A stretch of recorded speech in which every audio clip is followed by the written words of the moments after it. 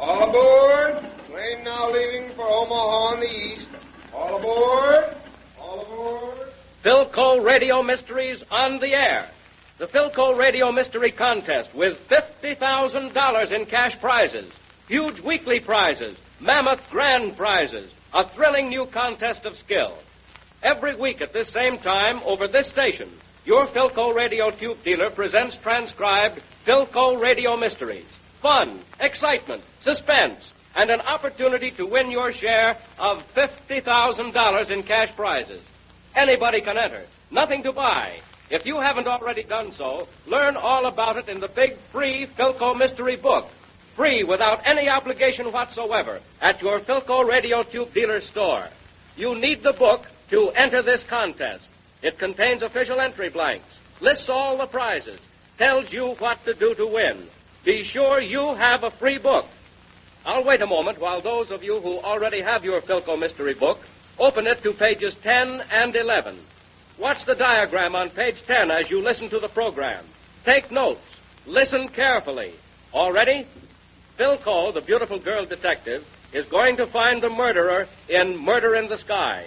See if you can tell how she finds the guilty person.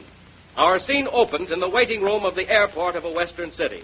Phyl Coe and her novel-writing friend, Tom Taylor, are returning to New York from their adventure in the West. As we meet them today, they are having their tickets and sleeping accommodations examined by the airline official at the desk. Is the plane on time tonight? Yes, Mr. Taylor. She'll be landing any minute now. Is the plane full this trip? No, it isn't, Miss Coe. There'll be only 6 passengers. Ah, hear that? She's coming in right on schedule. Want to go outside and watch her land, Phil? Oh, I don't think so, Tom. Let's wait in here till the porter gets our bags aboard. Okay, darling.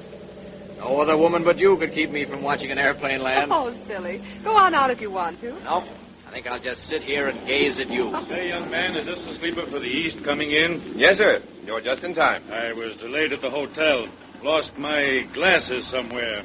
Are you Mr. Guy Johnson? Hope so. If I'm not, I've been lying for years. I guess the 3 of us are going to be sleeping companions, Well, not exactly, but we're all going on this plane, if that's what you mean. Mr. Johnson, you'll be in lower 6. Thank you, my boy. By the way, can you tell me whether or not Miss Rita Rogers and her brother will be on this plane? Is that Miss Rita Rogers, the new movie star? Yes, it's Rita Rogers, the great, big, wonderful star. Everybody knows Rita Rogers, but nobody knows her husband. Oh, are you? I say, Mr. Taylor, Tom Taylor. Take my advice, Mr. Taylor, and never marry a famous woman. Well, that settles it, Phil. Now, I'll never marry you, no matter how hard you coax. Oh, Tom, you're breaking my heart. Oh, dear. Now I'm in for another boring night in the air. You like this humorous magazine, Mr. Johnson? It might cheer you up. Thanks, old man, but I couldn't read tonight even if I tried. Unfortunately, I'm far-sighted, and I've mislaid my glasses. Well, the best thing for you to do, then, is go to sleep. That's exactly what I propose to do. This way, everyone. Plane's waiting. Mind if I take your arm, old man? Without those blasted glasses of mine, I'll probably fall in the dark out here and break my neck. Oh, hang right on. You all right, Phil? Yes, Tom. I have regular cat's eyes. Hey, what a swell-looking plane. Oh, yes, it's a beauty, isn't it? How do you do, everyone? I'm Helen Drake, your stewardess. Oh, how do you do? How do you do? You're Miss Coe, Mr. Taylor, and Mr. Johnson. Is that correct? That's right, Miss Drake. Well, the other 3 passengers are already asleep. Now, won't you step aboard? Be careful of those steps, Miss Coe. Oh, by the way, Miss Drake, is Rita Rogers among those other 3 passengers? Yes, she's across the aisle in lower 2, and her brother David Rogers is in lower 3. Dr. John Baker is in lower 5. Dr. John Baker, the well-known surgeon? Yes, a movie star and a famous doctor. Now, if you want anything, just ring the bell. Oh, thank you, Miss Drake, but I think I'll turn in right away. Yeah, me too. And so will I. You all right, Mr. Johnson? Yes, thanks. Fine. Good night. Good night, Mr. Taylor. Can I get you anything, Phil? No, thanks, Tom. Good night. Night.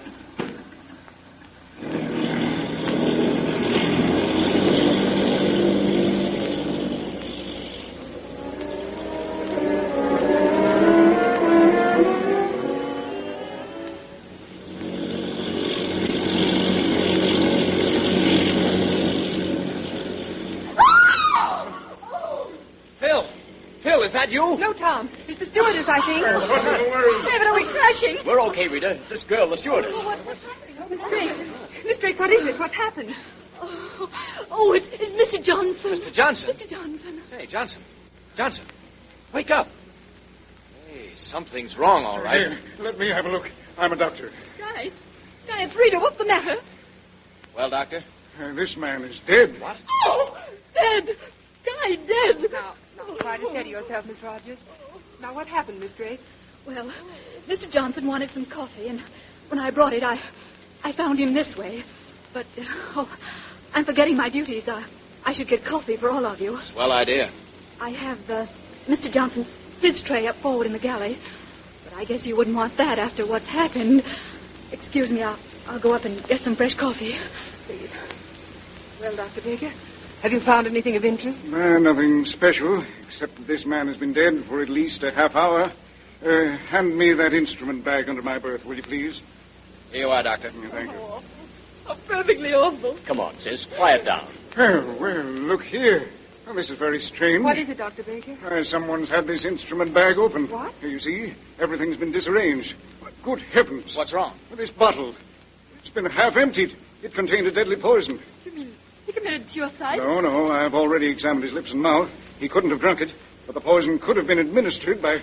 Here, let me examine his arms. This is incredible. One drop of that poison would have been sufficient to... Yes, you see, it's just as I feared. What do you mean, Dr. Baker? Here, it's quite obvious. This tiny mark on the arm. The poison was injected by a hypodermic needle while the man was sleeping. You mean he was murdered? Yes, murdered. Look here. One of my hypodermic needles is missing from its case. Where is the needle? I certainly don't see it in Mr. Johnson's berth. Well, here's your coffee, everyone. Won't you please help yourselves? One moment, Miss Drake. Dr. Baker thinks that Mr. Johnson's been murdered. Murdered? Good heavens, Miss Cole, but how? Poison injected by a hypodermic needle. Tell me, Dr. Baker, could this have been suicide? No, absolutely not. This poison takes effect almost instantaneously. If this were suicide, the needle would still be in the man's hand. Miss Drake, may we search the other berths? Why, of course. Then, Tom, will you look for the needle in the berths on this side? Yes, Phil. Miss Drake, you examine those on the opposite side. Yes, Miss Cole. What are you trying to do? Blame one of us? Yes, what's the idea? You can't go poking into our property. Oh, you're wrong there, Mr. Rogers. No one else on the plane is better equipped to handle a case. Miss Coe is Phyllis Coe, the criminologist. Well, how extraordinary. Miss Coe, your late father and I were very close friends. Yes, Dr. Baker, I know. Ladies and gentlemen, we could hardly be in more capable hands. This young lady's father, Phyl Coe, was one of the world's most brilliant criminal investigators. And Phyllis Coe is following directly in his footsteps. I found it. Look, here it is. Where did you find it? At the foot of your berth, Miss Rogers. Rita, you couldn't have. Of course I didn't, David.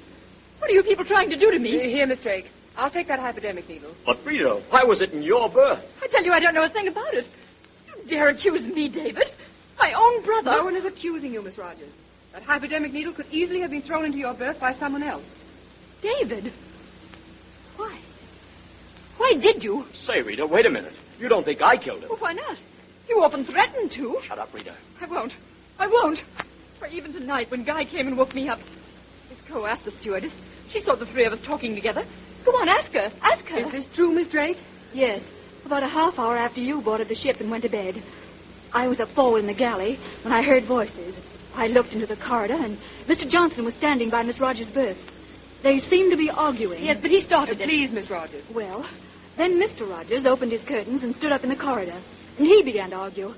I went to them quickly to ask them to quiet down, and I heard Mr. Rogers saying... I didn't mean it. I only wanted to scare him. What did you hear him saying, Miss Drake? He said, Guy, if you bother us again, so help me, I'll kill you. You admit that, Mr. Rogers? Yes, I did say that, but only to frighten him away. Miss Rogers, Guy Johnson was your husband, isn't that so? No. I happen to know that he was. Now, what was the trouble between you? Tell me the whole story. All right, I will tell you. I married Guy 5 years ago when I was trying to get a break in the theater. He had a little money, and I needed somebody, anybody, to help me get ahead. We never loved each other. Our life together was a continual wrangle. 2 years ago, I left him and went to Hollywood. It was difficult at first, but then I got my break. Since then, Guy has been constantly hounding me for money, blackmailing me. Blackmailing you? Yes. You mean he threatened to tell something he knew about you? Yes, oh yes, he could have ruined my career. What about you, David? How do you fit into this? When my sister made good on the coast, she sent for me to come out and be a personal manager. My biggest job has been to fight Johnson off.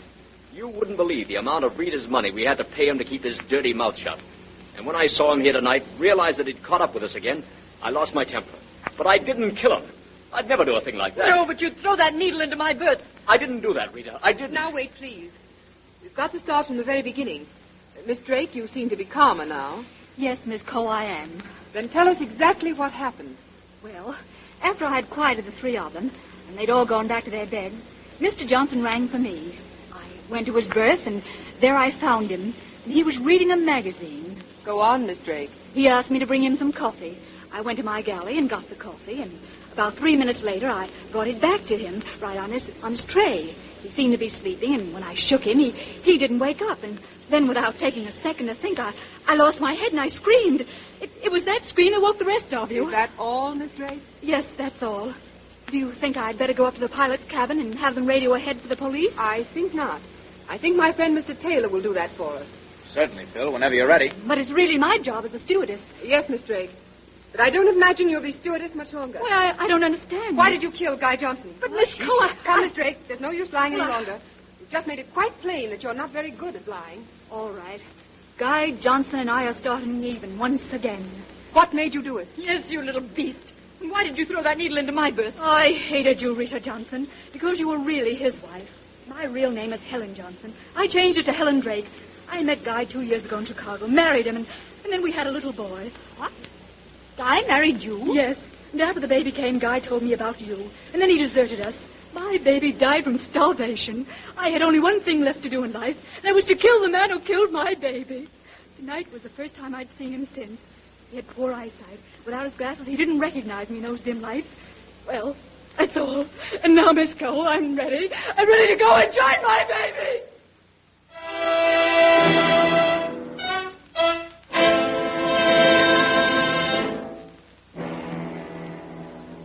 It's a lucky thing Phyl Coe, the girl detective, was in that airplane. No knowing what might have happened if she hadn't been there. Why do you suppose Phil suspected Helen Drake? You say you suspected her right from the start? Then you'll have an easy time giving 3 reasons which enabled Phyl Coe to discover the guilty person. You heard all that happened on the plane.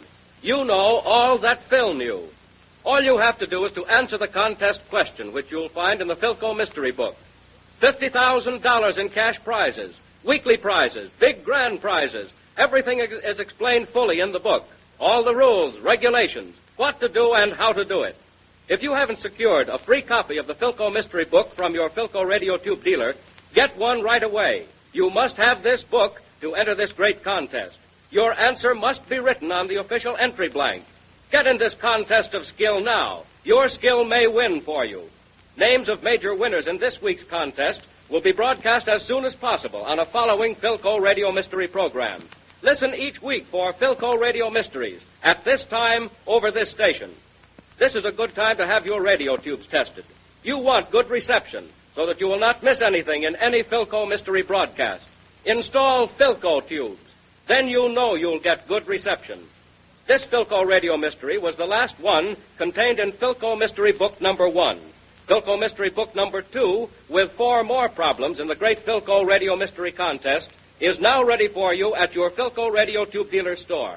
Free. Be sure to get yours. Next week, another Phyl Coe radio mystery and another opportunity to win a huge cash award. Get your share of that $50,000 in prizes. Hear Phyl Coe, the girl detective, solve another baffling mystery.